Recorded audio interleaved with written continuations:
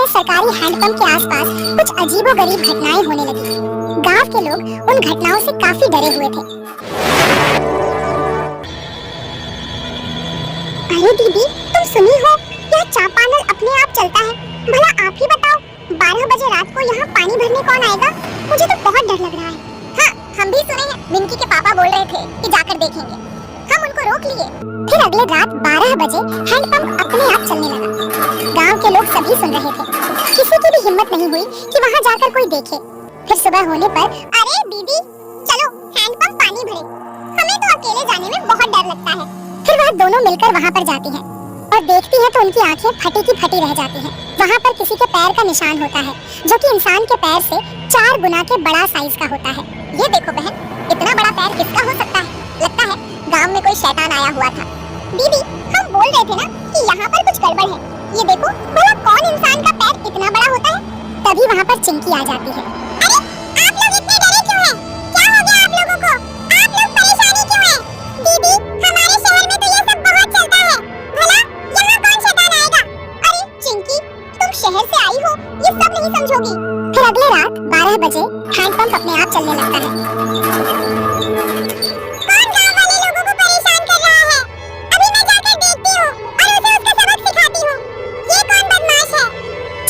देखने चल जाती है। चिंकी को पता नहीं था कि वाकई में चुड़ैल ही हैंडपंप चला रही थी। तुम लोगों ने बहुत इंतजार करवाया। आज मौका मिला है मुझे। मैं पूरे गांव को शमशान में बदल दूंगी। आज तुम्हारी मुंडी का मैं अपनी भूख मिटाऊंगी। 4 दिन से मैं भूखी हूँ।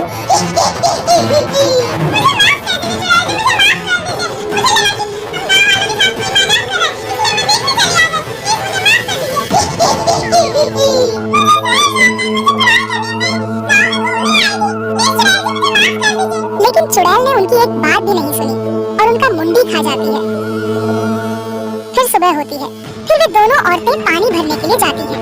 अरे दीदी, यहाँ देखो तो, यहाँ पर खून पड़ा है। क्या अनहोनी हो गई है?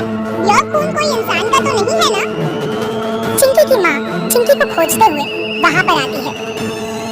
कल रात से मेरी चिंकी बिटिया घर नहीं आई है। लगता है कि कुछ अनहोनी तो नहीं ना हो गई है। हम कल उसको बोल रहे थे कि ज्यादा लेक्चर मत झाड़ो। लगता है ये खून कहीं चिंकी का तो नहीं? अरे बाबा, हे भगवान, टीका हो गया।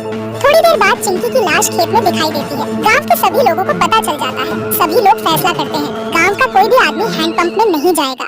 रात होती है और चुड़ैल फिर से उस हैंडपंप में आती है और उसे चलाने लगती है। लेकिन अब की बार कोई वहाँ पर नहीं आता है। लगता है गांव वाले बहुत चालाक हो गए हैं। मुझे भूखे मरना पड़ेगा। मुझे कोई ना कोई उपाय निकालना पड़ेगा। मैं तो ऐसे में भूखी मर जाऊंगी। मैं गांव में घुसकर किसी को मारूंगी। तभी चुड़ैल चिंकी के घर जाती है और दरवाजा खटखटाती है। चिंकी की माँ दरवाजा खोलती है और चुड़ैल को देखती है तो उनकी आंखें फटी की फटी रह जाती हैं।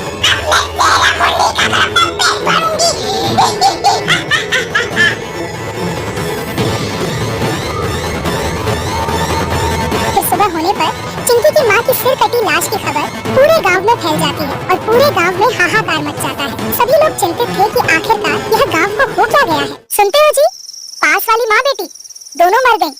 लगता है कोनो भूत का चक्कर है। सब बोल रहे हैं कि चुड़ैल ने दोनों माँ बेटी को खाया। तुम बाहर मत जाना, तुम्हारे बगैर हम जी नहीं पाएंगे। तुमको कुछ हो गया तो? अरे टेंशन मत लो हमारी रानी, कुछ न कुछ तो करना पड़ेगा। मेरे पास एक आइडिया है। हम जा रहे हैं वो चापानल के पास। हम सीसीटीवी कैमरा लगा देंगे, देखेंगे कि कौन आता है।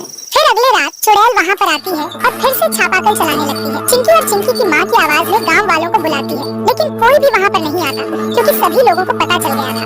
लगता है गांव वाले बहुत चतुर हो गए हैं। अरे अब तक कोई नहीं आया है। लगता है कि मैं 4 दिनों में ऐसे ही मारी जाऊंगी। मुझे कुछ न कुछ उपाय निकालना पड़ेगा। मैं चुपचाप किनारे बैठ जाऊंगी। अगर कोई आएगा तो मैं उसका मुंडी खा जाऊंगी। लगता है कैमरा में रिकॉर्ड हो गया है। चलो कैमरा लेकर आते हैं और सभी गांव वालों को दिखाएंगे। और वह कैमरा लाने के लिए घर से निकल जाता है।